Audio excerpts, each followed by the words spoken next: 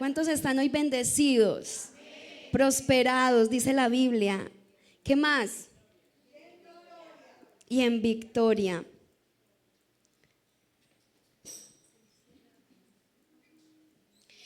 Bueno, gloria a Dios. Hoy es un día muy importante para todos nosotros como colombianos y también para los extranjeros, ¿sí? Porque la palabra de Dios dice que hay que pedir por la paz de la ciudad, del país, o sea, del lugar donde usted está. Porque si al país le va bien, a usted le va a ir bien también.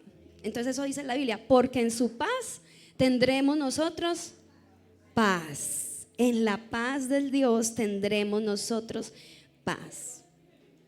Y hoy, hermanos, el Señor ha hablado a mi corazón traer un mensaje que se titula Buscando a un rey que gobierne. ¿Cómo se llama el mensaje? Buscando a un rey que gobierne. Yo quiero comenzar haciéndoles una pregunta a ustedes hoy. ¿Usted cree que un candidato por sí solo puede transformar una nación? No, no puede transformar una nación, por más espectacular que sean sus propuestas, por más influencia que tenga, por más preparación que tenga esa persona, no puede transformar una nación. Y hoy, hermanos, muchas personas se están enfocando en ver lo superficial de esos candidatos. Que porque hizo un chiste malo, entonces, o me gustó el chiste, entonces voto por él. Que porque hizo un comentario, voto por él o no voto por él. Que porque tiene una apariencia muy mala, muy buena, entonces por su apariencia como que voto por él o no voto por él. O sea, hay un montón de cosas, de promesas vacías, de apariencias, de chistes, de cosas que realmente la gente hoy le está parando más atención a eso. Y aún lo más preocupante son los mismos cristianos. Porque bueno, vaya usted que alguien del mundo piense así, porque está ciego, porque está sordo, porque tiene la mente entenebrecida, porque nunca ha escudriñado la palabra. Uno puede decir, un ciego, ¿qué le vas a pedir? Pues, ¿cierto?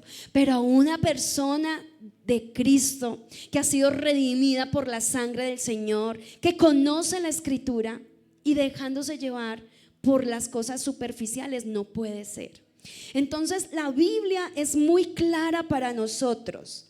Y en la Biblia nosotros encontramos, hermanos, desde el principio de la creación un modelo de gobierno. El Señor es tan perfecto que el Señor hizo un modelo de gobierno. De hecho, hay un gobierno que se llama el reino de Dios. ¿Y cuántos hacen parte de ese gobierno? El reino de Dios para nuestra vida. Cuando usted ore, y le quiero dar un consejo si usted de pronto no lo hace, es que cada vez que usted ore, le pida al Señor en su oración que su gobierno se establezca en su vida. Por eso el Señor nos enseñó a orar. Y Él dijo, cuando oren, oren así: que venga tu reino. Dice, que venga tu reino y que se haga tu voluntad, así en la tierra como en el cielo. ¿Por qué el Señor hace esa pregunta y dice que venga tu reino? Porque quiere decir que hay muchos reinos. Quiere decir que si fuera solamente el reino de Dios, Él no diría que venga tu reino, ya estaría ese reino, ¿cierto? Pero quiere decir que puede haber otro reino que hoy esté gobernando nuestro corazón, que hoy esté gobernando nuestra vida. Y existe el reino del cielo, el reino de Dios. También existe el reino de Satanás. Y por eso el Señor lo llama a Él el príncipe de este mundo. Y le ha dado una cierta autoridad para ejercer su dominio en la tierra.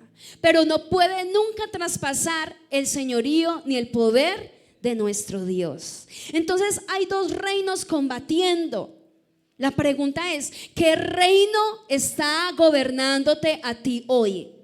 ¿Será que estás siendo parte del reino de Dios o es el reino de las tinieblas el que está gobernando tu corazón y tu vida? Entonces el Señor se encargó de establecer un reino y un gobierno para este mundo. Pero también nosotros podemos ver en la Biblia que el Señor, a través de la historia y de todos estos años que han transcurrido desde el momento de la creación, Dios ha ido estableciendo, hermanos, y delegando líderes, reyes, sacerdotes, gobernantes, personas que estén en un alto cargo y que gobiernen. Ese no era el plan de Dios. El plan de Dios al principio era que hubiera un solo rey, y ese era él. Pero el pueblo de Dios quiso un gobierno diferente. Dijo, ya no queremos que los jueces nos gobiernen. Y los jueces eran personas que oían la voz de Dios, que escuchaban la voz de Dios y le transmitían la voz de Dios al pueblo. Y se cansaron de ese gobierno. Entonces dijeron, queremos ser gobernados como los demás reinos, como los demás países, como los demás pueblos que tienen su rey. Queremos un rey. Y ahí es cuando comenzaron un montón de problemas que usted puede empezar a leer desde el libro de los jueces en adelante, ¿cierto? Entonces el Señor permitió eso.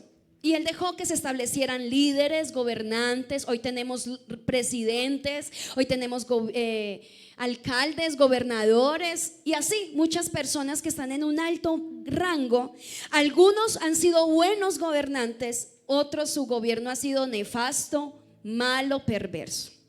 Por eso Dios se encargó, hermanos, que en la palabra queden escritas y especificadas cuáles deben ser las características de un buen gobierno. ¿Cuántos tienen ahí la Biblia? Bueno, levántela, ya veo. Bueno, si es digital también, yo la tengo aquí digital. En esa Biblia que usted tiene ahí en sus manos está todo lo que necesita un país, un rey, un gobernante para liderar bien. Está todo escrito. Lo único que tenemos que hacer nosotros es escudriñarla y leerla y aprender. Y es la palabra, el filtro, lo que nos dice a nosotros cómo debemos decidir, cómo debemos votar, qué debemos hacer. Pero no seguir como las ovejas, no sé, como las personas que van ciegas y entonces usted ve un montón de gente caminando a un precipicio y usted la sigue. No, el Señor por eso nos da la palabra para saber decidir, para poder ser buenos ciudadanos. Dice la Biblia en un versículo, donde hay dirección divina, dice, donde no hay dirección divina, no hay orden. Pero feliz el pueblo que cumple la ley de Dios. Cuando hay un pueblo que cumple los mandamientos, que sigue las escrituras, que sigue las instrucciones de Dios, va a ser un pueblo feliz. Por eso Colombia necesita conocer a Cristo, porque queremos ser un pueblo feliz. Yo quiero ver a un pueblo próspero. Yo quiero ver una Colombia, hermanos, sanada. Yo quiero ver una Colombia con familias restauradas. Yo quiero ver una Colombia donde el mensaje llegue a todas las personas. Yo quiero ver a una Colombia próspera. ¿O usted quiere ver una Colombia metida en todas las deudas que existan? ¿Usted quiere ver una Colombia donde todas las empresas quiebren? ¿Usted quiere ver una Colombia de mal en peor? ¿O usted quiere ver una Colombia en bendición? ¿Cómo quieres? ¿Qué país quieres tú? En bendición, amén. Entonces, lo primero es que la Biblia es esa base para el gobierno y la ciudadanía. Mejor dicho, la Biblia para nosotros viene siendo la constitución política del reino de Dios. Mire esa imagen que tengo. ¿Usted sabe qué es la constitución? ¿Qué es? Es un documento donde está escrito todos los deberes, los derechos, todo lo que nos hace a nosotros como ciudadanos, a lo que usted tiene derecho como colombiano. Y está escrito todo. Y cada gobierno debe respetar la constitución política de Colombia. Esta es nuestra constitución, pero del reino de Dios. La constitución política del reino de Dios se llama la palabra de Dios, la Biblia. Esa es tu constitución. Y ahí está escrito cómo se debe gobernar. La Constitución define principios, la Constitución define leyes, determina el poder, el deber del gobierno y nos da a nosotros unos derechos. Y lo que el mundo conoce como la Biblia, eso es lo que el Señor quiere para nosotros. Vaya conmigo a Proverbios 29, versículo 2.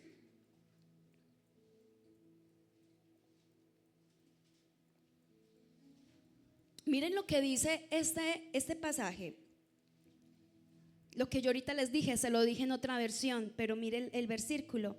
Cuando predominan los justos, la gente se alegra. Cuando los malvados gobiernan, la gente sufre. Aquí dice, cuando los justos dominan, el pueblo se alegra. Mas cuando domina el impío, el pueblo gime. Y yo he visto una Colombia gimiendo. Yo he visto una Colombia desangrándose. Qué triste es usted abrir las noticias y todos los días encontrar una noticia de que se masacraron un pueblo, de que esta familia, el hermano mató a la mamá mató a no sé quién, y todo es perverso. Que la economía va para abajo. Mejor dicho, muy de vez en cuando usted encuentra una noticia alentadora. Pero gran parte de la responsabilidad lo tenemos nosotros. Y hoy el Señor nos quiere hablar sobre eso. Amén. Entonces, ¿qué dice la palabra? ¿Qué dice la palabra respecto a ese candidato que no va a cumplir todas tus expectativas? Dice la Biblia, dice en Salmos, no confíes en los príncipes ni en el Hijo del Hombre, porque no hay en él salvación. Eso es lo primero que dice. O sea, por más bueno que sea ese candidato o esos candidatos o ese presidente, no confíes en él, no lo idealices, porque no hay en él salvación. Hay otro verso que dice, es mejor refugiarse en el Señor que confiar en el hombre. Es mejor refugiarse en el Señor que confiar en príncipes. Entonces, ¿por qué les digo eso? Porque existe una tentación en nosotros como seres humanos de pensar que el gobierno te va a solucionar todos tus problemas. Ay, es que voy a votar por esa persona porque me va a subir el mínimo. Voy a votar por esa persona porque me va a dar el mercadito. Voy a votar por esa persona porque es que me va a pensionar más rápido. No, me va a solucionar todos mis problemas económicos. Hermanos, no confíes en el príncipe ni en el Hijo del Hombre, porque no hay en él salvación. Entonces, esa es una mentira del enemigo que nos hace pensar que el gobierno va a arreglarlo todo. Y no es así. Simplemente nosotros muchas veces caemos en esas trampas. Lo otro que le quiero decir es que la soberanía de Dios está por encima de todo. Y que nosotros no debemos idealizar a nadie, por más bueno que se vea esa persona. No idealices a nadie. No idealices a nadie, por más buenas ideas, por más buenas intenciones que pueda tener esa persona. ¿Por qué? Porque esa persona, hermanos, sigue siendo un ser humano. Y usted sabe cómo son los seres humanos: ladrones, mentirosos, soberbios, adúlteros, egoístas. ¿Sabe por qué? Porque todavía no estamos en el cielo. Si esas personas ya estuvieran en el cielo, podríamos decir que son perfectas. Pero como todavía están en esta tierra, tienen todavía pecado. En algún momento van a fallar. En algún momento van a dejar de incumplir. En algún momento se les va a olvidar lo que prometieron, por la raíz de pecado que hay en cada uno de nosotros. Amén. Porque aquí no hay nadie que pueda decir que es completamente perfecto. Estamos en ese camino de perfección. Y cuando tú llegas a la presencia de Dios, ahí sí puedes decir que ya estás perfecto delante de Dios. Pero mientras estemos aquí en la tierra, vamos a seguir fallando. Amén. Entonces, abramos nuestra mente a lo que el Señor hoy nos quiere decir.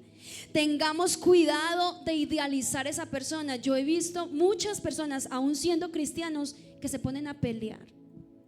Usted lo ha visto, hasta en su propia familia usted puede verlo.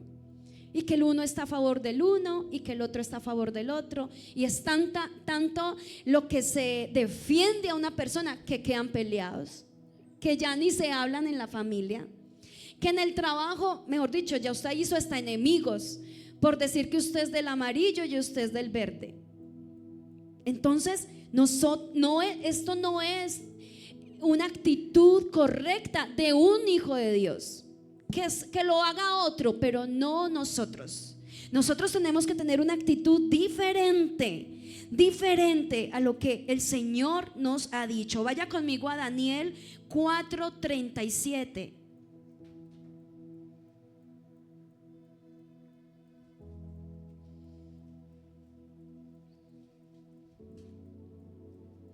La palabra de Dios dice en la escritura, y de esto trata su soberanía, la soberanía de Dios, que Él pone y que Él quita reyes.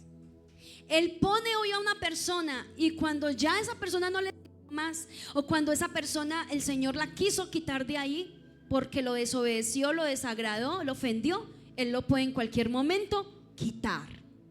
Él pone reyes y Él quita reyes. Y miren lo que le pasó a este rey. En Daniel 4:37 está hablando Nabucodonosor. Usted sabe que Nabucodonosor era el rey ¿de dónde? De Babilonia. Y mire lo que él dice: ahora yo, Nabucodonosor, alabo, engrandezco y glorifico al Rey del cielo, porque todas sus obras son verdaderas y sus caminos son justos. Y él puede ¿qué? Humillar a los que andan con soberbia. Este rey era el rey conocido en la Biblia por ser el rey más orgulloso que existió. Tanto orgullo tenía que se mandó a construir una gran estatua para que todos adoraran la estatua de Nabucodonosor. Tanto era el esplendor de ese señor que él podía hacer y deshacer, hacer lo que él quisiera, porque tenía todo el poder. Pero él desconocía a un Dios que era soberano. Y dice la Biblia que al orgulloso el Señor lo mira de lejos, y que el Señor no tiene parte con el orgullo. Usted se acordó la prédica del domingo pasado, hablamos sobre el orgullo. Y al que es orgulloso el Señor lo baja. Mejor dicho, hay un dicho que dice: el que sube como coco baja como ¿qué? ¿Cómo qué? El que sube como palmera baja como coco. Así cayó Nabucodonosor. Este rey, el Señor le produjo demencia, y dice que llegó a ser como la bestia del campo. Le crecieron las uñas como un animal, hacía sonidos como una vaca, mofaba, y dice que al final estaba viviendo allá con los marranos, con los animales, con los caballos.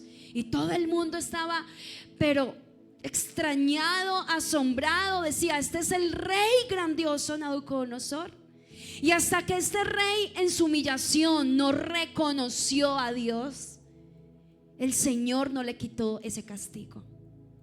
Y ahí es donde él como que ya despertó, ya el Señor lo libró. Y ahí sí dijo: yo alabo, glorifico al Rey del cielo. Y dijo: porque él puede humillar a los que andan con soberbia. Se dio cuenta que era un orgulloso, se dio cuenta que era un soberbio. Este rey temible se creía un Dios, hermanos, pero Dios le quita esa razón. Entonces, con este mensaje quiero decirles que Dios tiene el control de todo. Usted no crea que todo lo que los gobernantes dicen de Dios se va a quedar sin nada. Usted ha visto lo que le pasó a Chávez, usted ha visto lo que le pasó a Maduro, usted ha visto lo que le ha pasado a un montón de presidentes que han hablado mal de Dios. Mal de Dios. ¿Qué les ha pasado? Los ha cortado. O sea que hay que tener, eso a nosotros nos da un celo, eso a nosotros nos da un temor de Jehová, de saber que hay un gobierno que existe y que es más real que todos los gobiernos que tú estás viendo, y que nosotros no podemos pasar por alto al gobierno del Señor, y que el Señor es el que pone y el que quita reyes. Y le voy a dar 2 razones por la cual Dios sigue en control. La primera es porque Él siempre ha estado en control. A Él nunca se le ha quitado el control, aunque muchas veces pensamos que todo se ha como salido del orden, se ha salido de control. Señor, ¿qué va a pasar con esta situación? Tranquilo, a Dios no se le ha salido del control el mundo.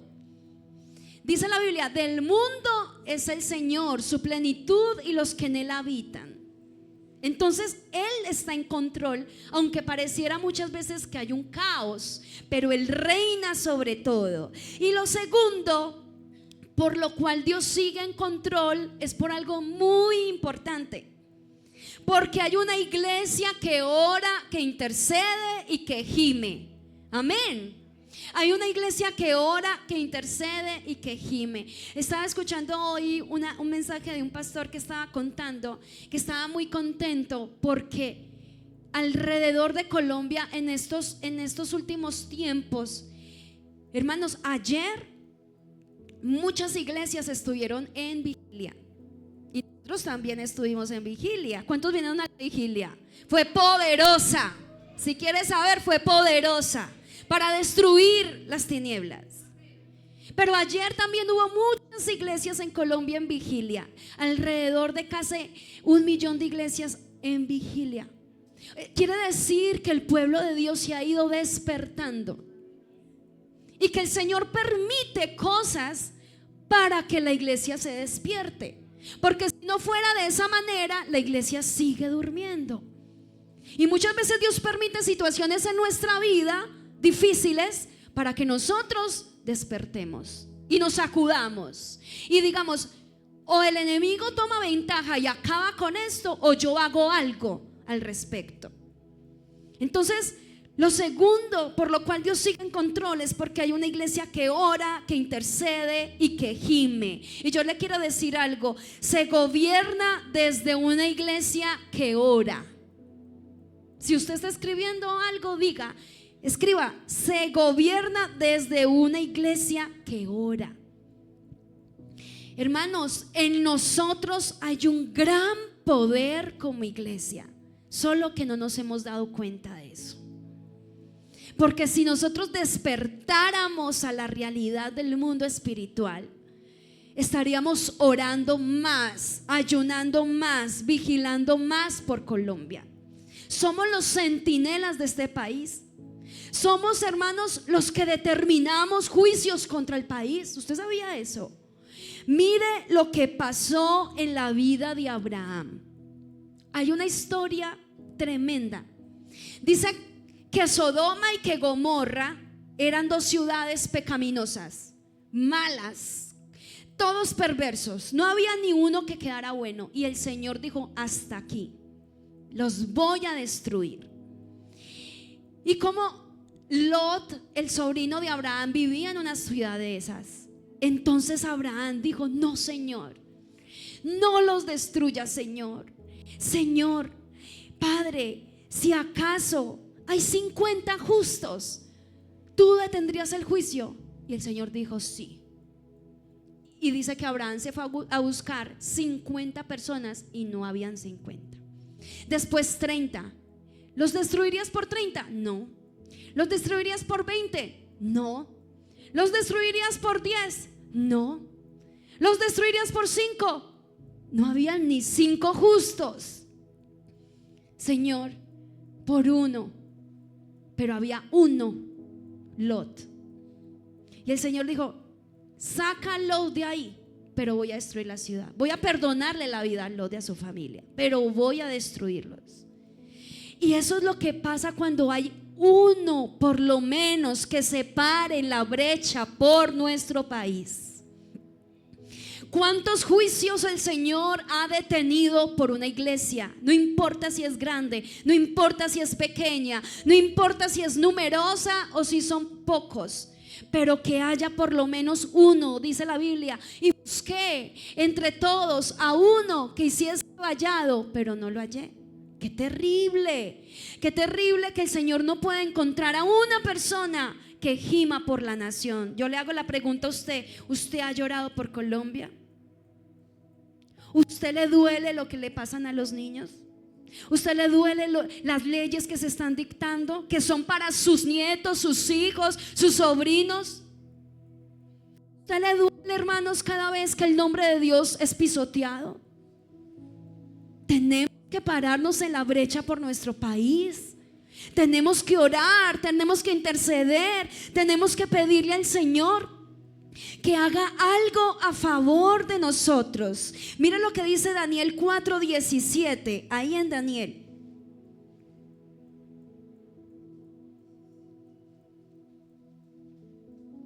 Dice la palabra: la sentencia es por decreto de los vigilantes. ¿Cómo?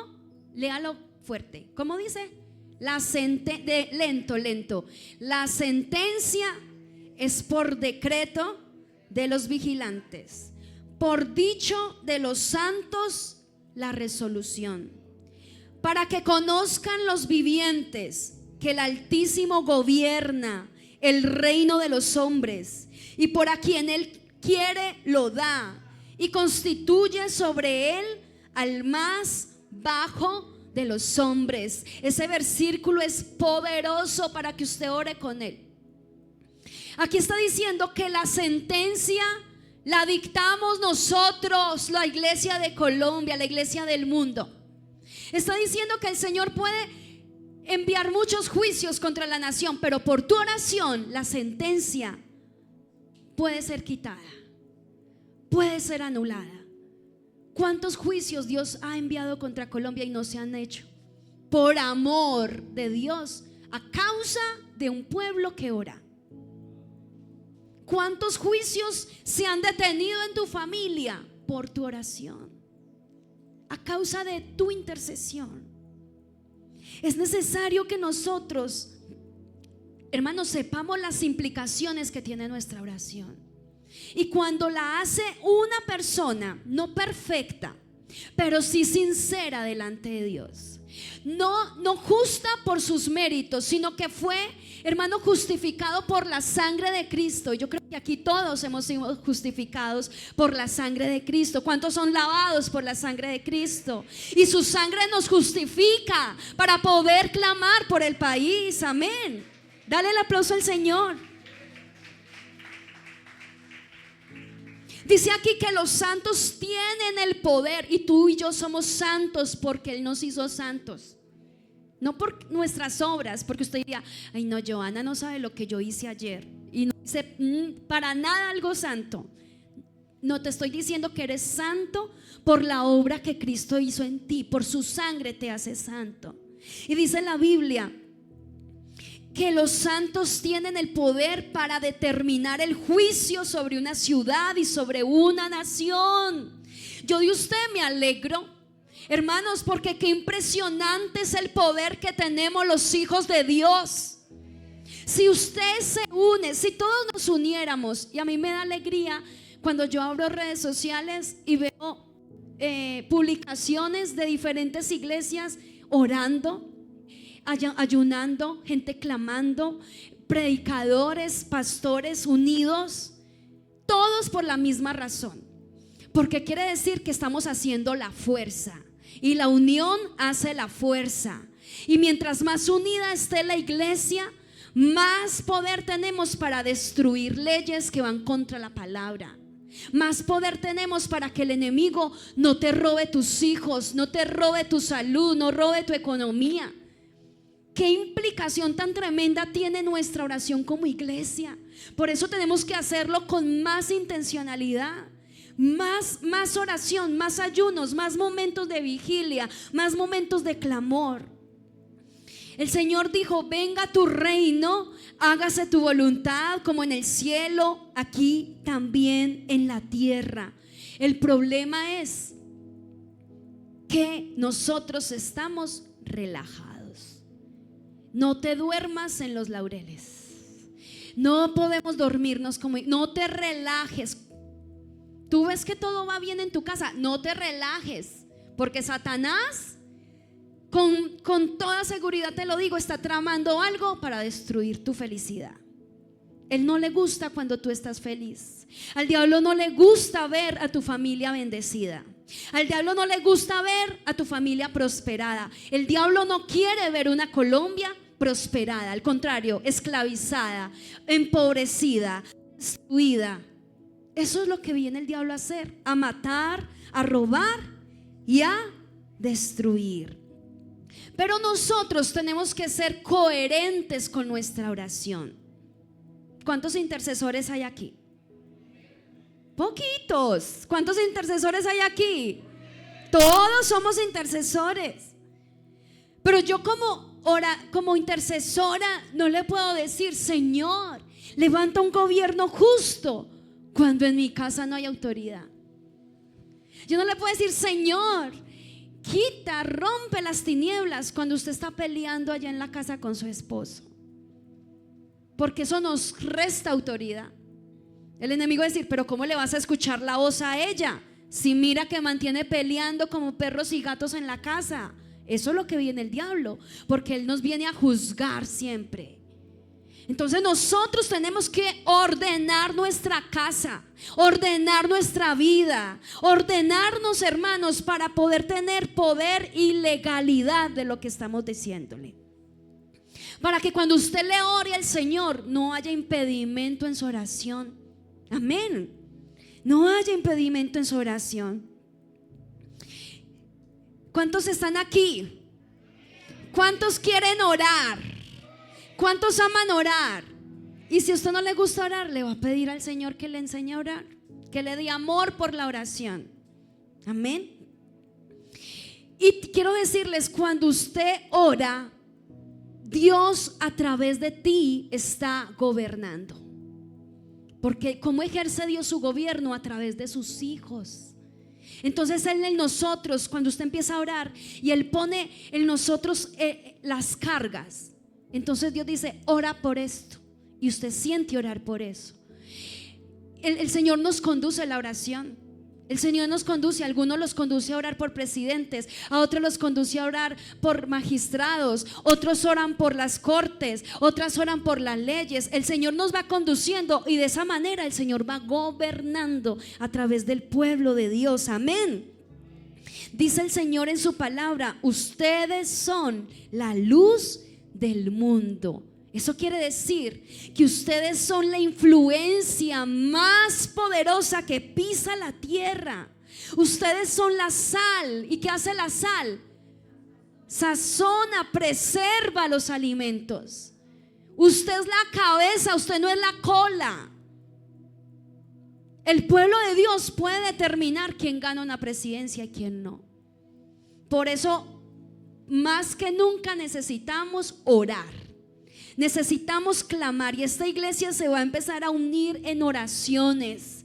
Y yo lo invito a usted a que no se quede en la casa.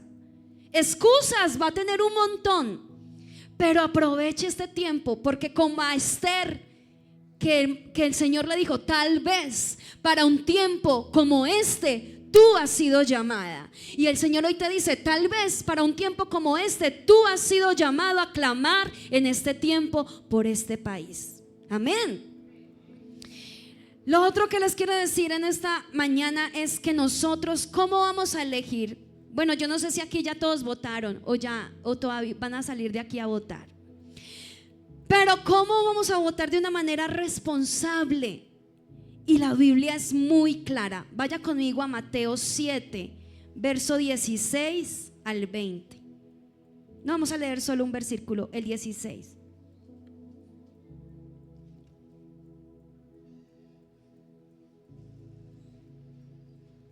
Mira lo que dice la palabra: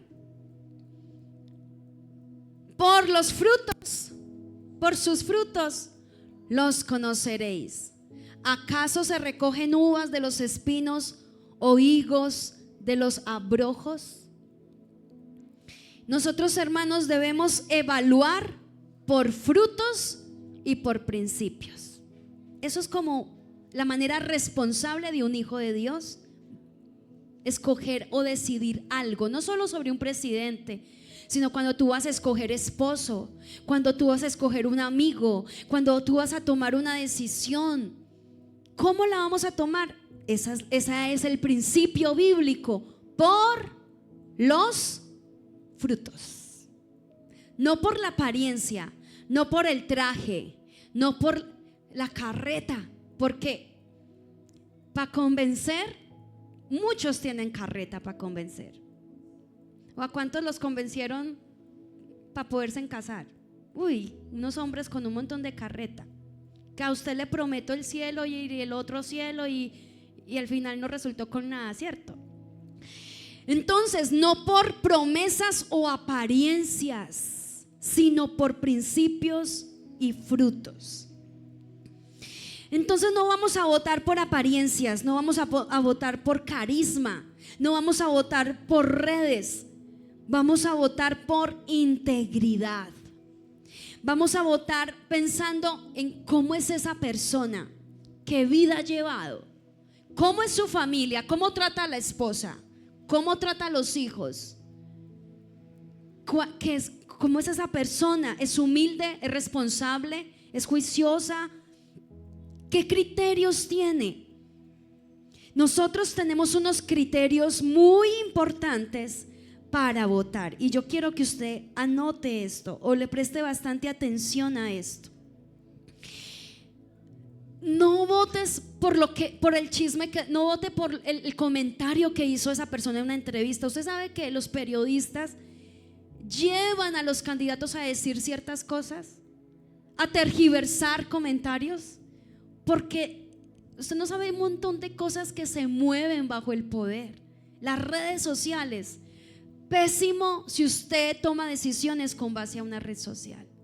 No, apáguela y abra la Biblia y tome las convicciones, tome sus decisiones con base a la palabra de Dios. Amén. Amén. Bueno, entonces, ¿cómo vota la iglesia? La iglesia debe analizar la defensa de la vida, la libertad de culto. Usted analiza eso, porque puede que vote por una persona que quiera cerrar las iglesias. Entonces, ay, pero es que este me prometió el mercado. Pero hermanos, su corazón, ¿cómo está delante de Dios? Por la protección de la familia, o va a votar para que se hayan leyes que destruyan las familias.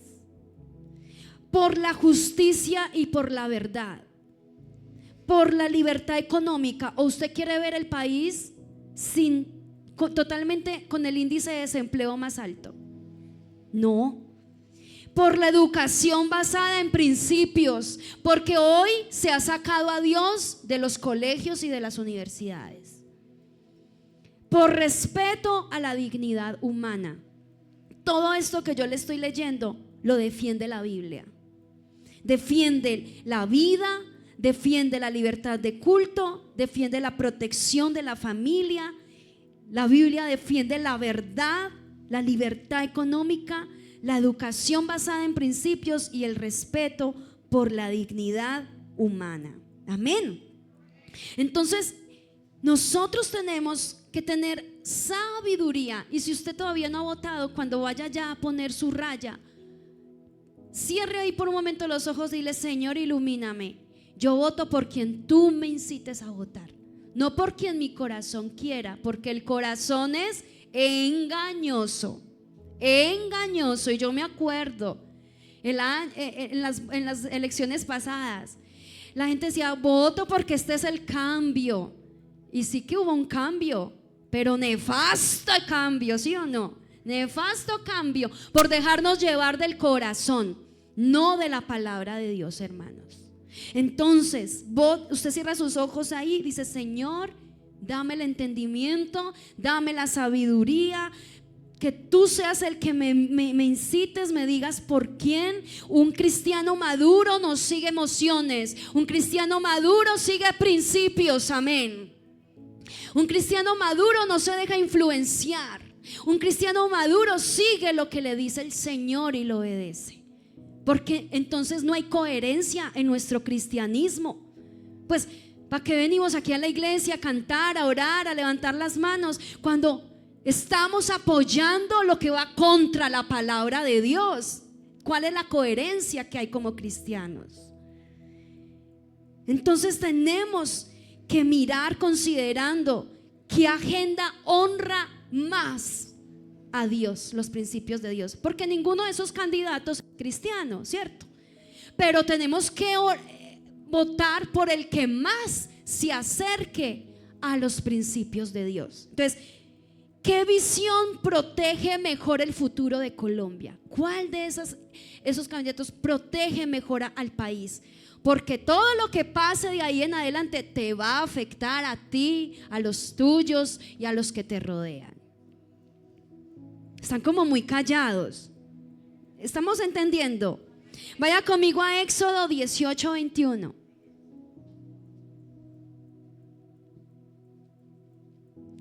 Éxodo 18:21.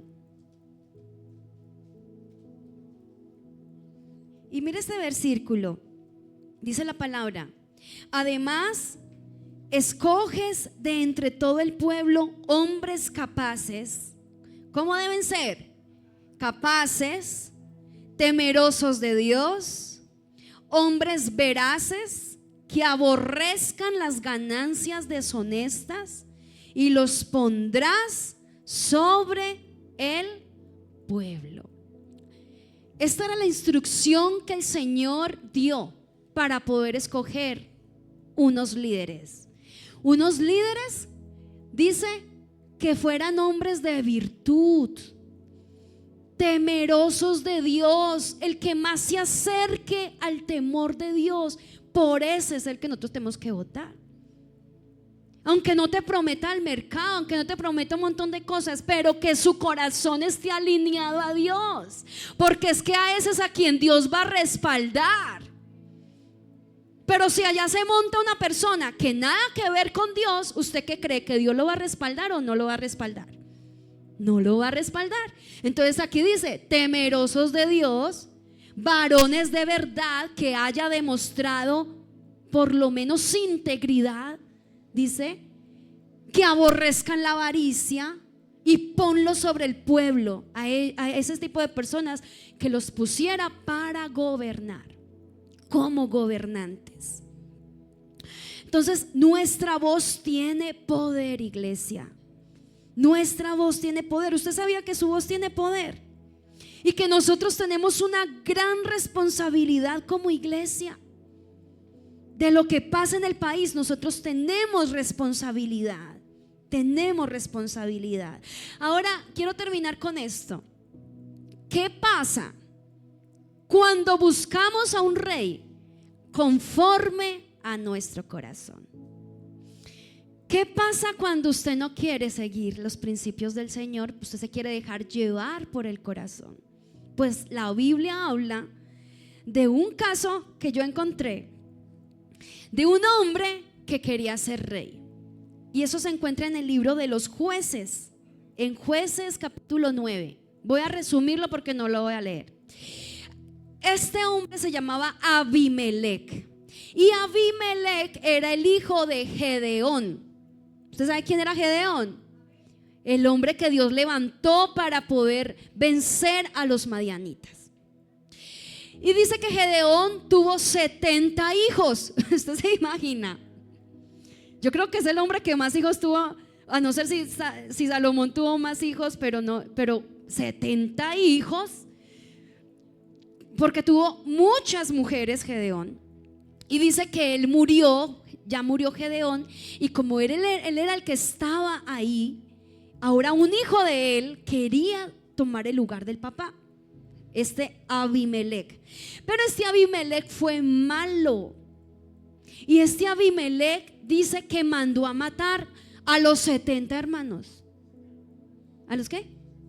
69 hermanos, para que quedara solo él. Y les digo, esta historia, cualquier coincidencia es pura yo no sé, yo encuentro muchas coincidencias en cosas que nos pasan a nosotros los colombianos. O sea, los mandó a matar a todos para que él fuera el único candidato a la elección. ¿Usted se imagina eso? Y dice la Biblia que él empezó a prometer, así como nos están prometiendo a nosotros un montón de cosas. Y él empezó a alzar la mano, dijo: yo prometo, y muéstrame la imagen, Gabo, de Abimelech. Y él empezó a decir: voten por mí. Y dijo: pero yo necesito a un pueblo, a un grupo de personas que me ayuden a subir al poder. Y él se unió con un grupo, con un pueblo que se llamaba Siquem. Y entonces él dijo, Abimelech dijo: no es mejor que que os reine un solo hombre, hijo de Gedeón, o 70 hombres, porque eran 70 hermanos. Y él dijo: ¿quieren que los gobierne 70 o quiere que los gobierne uno? Y él mandó a matar a todos para quedar él solo. Entonces empezamos mal, ¿cierto? Empezamos a ver el historial de ese candidato, empezamos a ver las conductas, la forma de tomar decisiones, lo que había en el corazón de ese hombre. Empezamos a analizar a esa persona. Y resulta que estos de Siquem fue los que lo llevaron al poder. Estos los subieron al trono. Pero después de 3 años empezaron a haber problemas. Y dice que los de Siquem como eran malosos, eran malos, se aliaron con personas malas. Dice que estos malosos empezaron a robar a la gente que pasaba por los caminos. Y todo lo que lo estoy diciendo está en ese capítulo, para que usted lo lea en su casa. Dice que ellos eran malos, empezaron a robar. Y las noticias llegaron a oídos de Abimelech. Oiga, Abimelech, los informes: tantos robos, tantas acuchillazos, tantas cosas. Y Abimelech, ¿sabe qué? No hizo nada, porque eran los mismos de Siquem, y los de Siquem eran malos, y él un favor lo pagó con otro favor, no les hizo nada. Entonces, ¿estaba actuando con justicia, sí o no? No, nada parecido a la realidad. Todo eso pasó hasta que el pueblo se le volteó a Abimelech. Empezaron a traicionarlo, y este hombre empezó a ir de ciudad en ciudad destruyendo las ciudades. Él mismo se estaba autodestruyendo. Estaba trayendo la ruina a la nación. Empezó a ir de ciudad en ciudad a matarlos a todos, porque dijo: ustedes son unos traicioneros. ¿Y cómo sería que cuando llegó a una ciudad, al entrar a la ciudad, había una torre? Ustedes han visto esas ciudades rodeadas como de murallas, ¿cierto? Había una torre, y él iba pasando, y resulta que una señora estaba tejiendo. Y dice que cogió la piedra de un molino, que hoy en día es traducido a una máquina de coser. O sea, la tecnología la convirtió en una máquina de coser, pero en ese tiempo era una piedra de molino, y la señora cogió esa piedra y la tiró así, y le cae en la cabeza a Abimelech. Lo escalabró, pero no se murió, quedó ahí agonizando. Y él iba con el escudero y dijo: máteme, porque yo no quiero que se oiga en la historia que una mujer mató al rey, y con una piedra. Cuando él le estaba huyendo a todos los enemigos que tenía, y resulta que murió de la forma más inesperada, por un piedrazo. Así es Dios, ¿cierto? Que él usa lo inimaginable para darle a uno una lección. Y dijo: pero no vaya a decir que yo me morí, que una señora me tiró la piedra, que no se oiga. Y resulta que ya nosotros, después de muchos años que han pasado, sabemos lo que pasó. Él no quería que nadie se enterara, y ya usted se enteró si no sabía, ¿cierto? Dice la Biblia que cuando después de mucho tiempo, ¿usted se acuerda que David mandó a matar a Urías? ¿Usted se acuerda? Porque se acostó con la mujer de Urías, y él quiso mandar a matar a la mujer, que para limpiar el pecado que hizo. Y resulta que le dijo: póngame a Urías al frente de la batalla para que lo maten, que se muera ya en la batalla, dijo David. Y el reporte llegó a donde estaba David y contó. Entonces el mensajero le empezó a contar todo lo que había pasado. Y David dijo: pero ustedes se pararon frente a la torre, pero ustedes no saben lo que le pasó a Abimelech, el hijo de Gedeón, todo lo que él hizo. Ustedes no saben que por uno, o sea, que era un mal agüero pararse frente a una torre de un lugar alto porque alguien le podía tirar una piedra. Mejor dicho, o sea, lo que les quiero decir era que Abimelech tenía tanto ego en el corazón, era tan orgulloso, que él no quería que nadie se enterara que una mujer lo había matado a una piedrada. Pero eso no pudo ocultarse. Después de un tiempo fue un dicho entre las naciones, fue un dicho, todo el mundo sabía que nadie se parara frente a una torre. Así fue como Dios humilló a Abimelech. Resulta que a Abimelech le quedó un hermano que se escondió y que se llamaba Jotam. Y ahí sí quiero que vaya conmigo. Está en Jueces 9,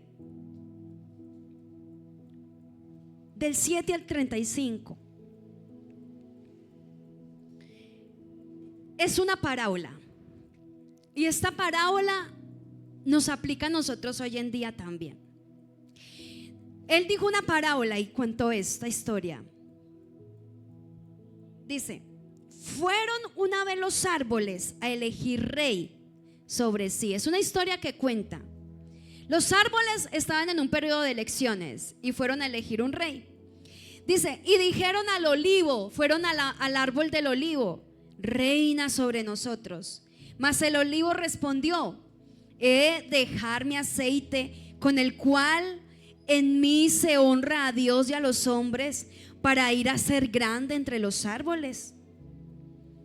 Y entonces dijeron los árboles a la higuera: anda tú, reina sobre nosotros.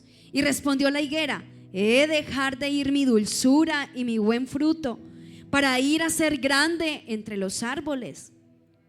Dijeron luego los árboles a la vid: pues ven tú y reina sobre nosotros. Y la vid le respondió: he de dejar de ir mi mosto, que alegra a Dios y a los hombres, para ir a ser grande sobre los árboles. Y dijeron entonces los árboles a la zarza: anda tú, reina sobre nosotros. Y la zarza respondió a los árboles: si en verdad me elegís por rey sobre vosotros, venid, abrigaos bajo mi sombra, y si no, que salga fuego de la zarza y devore a los cedros del Líbano. Aquí vemos un periodo de elecciones que hubo entre los árboles. Y miren, qué interesante, hermanos, es ver por qué toma como ejemplo los árboles. Porque cada uno de estos árboles daba un fruto, ¿cierto? Uno daba, dice que empezó siendo el olivo da el aceite, la higuera da unos higos, la vid da la uva, el vino, pero dígame, ¿qué da la zarza? Cuando yo le digo la palabra zarza, ¿qué se le viene lo primero en la mente? Pero que, o sea, ¿usted por qué conoce la zarza? ¿Por qué? Pero usted conoce la zarza porque le pasó a Moisés en la zarza, ¿cierto? Eso. ¿Y usted se acuerda en la película cómo era la zarza? Un árbol de palo seco que no tiene ni una hoja, pero que con cualquier cosa ¡fum!, se prende. Y dígame, ¿ese palo seco tiene sombra? Entonces esta zarza les estaba prometiendo su propuesta de trabajo: vengan bajo mi sombra, porque la carreta puede con todo. Y aquí esta zarza fue carretuda y le dijo: yo les voy a prometer sombra, les voy a prometer descanso, les voy a prometer refugio. Pero no tenía, porque por los frutos la conoceréis. conoceréis, dice la Biblia. Por más buena intención que pueda tener una persona, pero si esa persona en su naturaleza no está a dar fruto, no puede dar fruto. Entonces, esta zarza, todos son como una especie de candidato, todos tienen unas características. Dijeron, pero a mí Dios no me hizo para ser rey, yo no quiero ser rey, yo quiero seguir dando vino, yo quiero seguir dando higos, yo quiero seguir dando aceite. Y esta zarza no era hecha para ser rey. Dijo, pero yo quiero ser rey. Y dijo, vengan bajo mi sombra, les prometo esto y otras cosas más. Pero también los amenazó y les dijo, pero si ustedes no me eligen, los voy a devorar de la candela que les voy a echar. Esto es lo que dice la historia.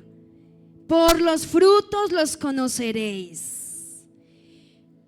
Y esto lo aplicamos, hermanos, a cualquier decisión que tomemos en la vida. Cuando una mujer va a escoger esposo, no mire la apariencia.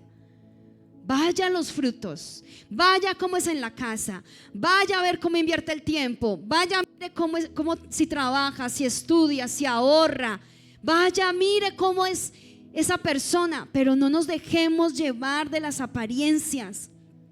De pronto la zarza quería darle sombra a ellos y se esforzó tanto que lo que hizo fue incendiarse. Y quemó y devoró, incendió. Tenemos que tener cuidado, amén. Entonces una persona sabia, ya para terminar, dice, no voto por partidos, no voto por propuestas, porque esas propuestas cualquiera puede prometerle a usted algo y lo va a incumplir, ¿cierto? No vote por partidos porque eso no va a determinar si va a ser bueno o si va a ser malo.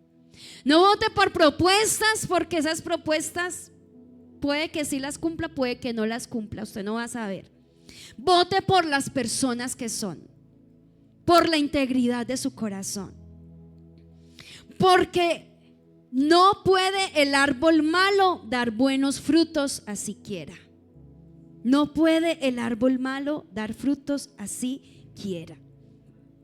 Si una persona ha hecho mal, ¿qué va a dar? Mal fruto.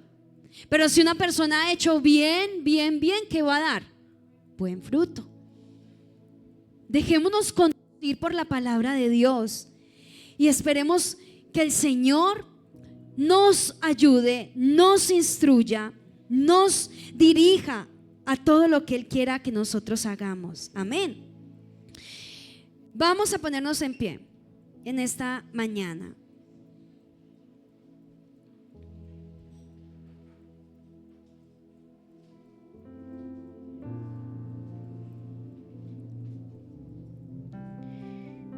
Y vamos a orar. Mire, quiero terminar con este versículo, Salmos 33:12. Dice la palabra: bienaventurada la nación cuyo Dios es Jehová. ¿Cuántos quieren que el Dios de esta nación sea el Señor? Que Él establezca el trono sobre Colombia. Eso es lo que debe guiar nuestro corazón, nuestras decisiones, a tomar lo que conduzca a Dios al trono. No nuestros intereses personales, no, lo que conduzca a Dios a que se siente en ese trono. Ahí es donde nosotros debemos apoyar, defender. Aunque la iglesia no está allá metida en la política, tal vez nosotros sí estamos llamados, hermanos, a no guardar silencio. La iglesia de Colombia no puede quedarse callada. La iglesia de Colombia tiene una voz y tiene un voto también. Y nosotros, ¿por qué defendemos lo que defiende la palabra? Eso, o sea, no debe haber ningún cuestionamiento frente a eso. Eso debe ser claro para todos nosotros. Y si tú amas la palabra, quiere decir que la defiendes, y quiere decir que la proteges, y quiere decir que la sigues y que la aplicas en tu vida. Entonces tenemos que ser coherentes con nuestras acciones a lo que nosotros profesamos. Amén. Vamos a orar, Padre. En esta mañana te bendecimos, Señor, te adoramos, te glorificamos y te queremos rendir nuestra alabanza y nuestra adoración a ti, Señor. Gracias te damos, Padre, porque hoy estamos buscando un gobernante sobre este país y creemos, Señor, que tú ya lo tienes, que tú ya tienes a esa persona, Señor. Creemos que tú eres el que vas a tener la última palabra sobre todo, Padre, y que nada va a poder estar por encima de tus decisiones, por encima de tus principios, por encima de lo que tú ya has determinado para nuestro país, Señor. Así que como iglesia nos unimos a orar en este momento, Padre, a pedirte en esta mañana que tengas misericordia de nosotros como colombianos, de Colombia, porque amamos a esta nación, amamos a nuestro país. Te pedimos, Dios mío, por cada colombiano que hoy va a salir a votar en todos los lugares de Colombia, para que tú quites la venda de los ojos, Señor. Toda persona que se encuentra influenciada por la mentira, por la confusión, por el miedo, Señor, por todo el engaño de Satanás, te pedimos en el nombre de Jesús que tú, Señor, liberes las mentes, quites las vendas, Dios mío. Padre, traiga sanidad y restauración sobre Colombia. Padre, que hoy cada colombiano tú le impartas sabiduría de lo alto, Señor. Que cada persona defienda hoy los valores de la vida, de la familia, de la justicia, Padre, de los principios que nos van a acercar, Padre, a ser bendecidos por ti, Señor. Te lo pedimos en esta hora en el nombre de Jesús. Oramos por esta nación, clamamos por esta ciudad, clamamos por Colombia, clamamos por esos candidatos. Cúbrelos con tu sangre, Señor, y ayúdanos a hacer esa iglesia que transforma la nación, Señor, porque tu palabra dice: bienaventurada la nación cuyo Dios es Jehová. Bienaventurada la nación cuyo Dios es Jehová. Te lo pedimos, Dios mío. Entregamos a Colombia en tus manos. Entregamos esta nación en tus manos. Que la gloria de Jehová cubra Colombia. Que la gloria de Jehová llene este lugar, Señor. Que la gloria de Jehová llene a nuestro país, Señor. Nuestra casa, nuestra iglesia, nuestras vidas, Señor. Gracias te damos, Espíritu Santo. Tú tienes la última palabra, Dios mío. No dependemos del hombre, no dependemos de movimientos políticos, no dependemos de nadie, dependemos de tu amor, dependemos de tu paz, dependemos de tu poder y dependemos de tu misericordia, Señor. En el nombre poderoso de Jesús. Amén y amén. El Señor les bendiga grandemente, iglesia. Salúdense antes de irse.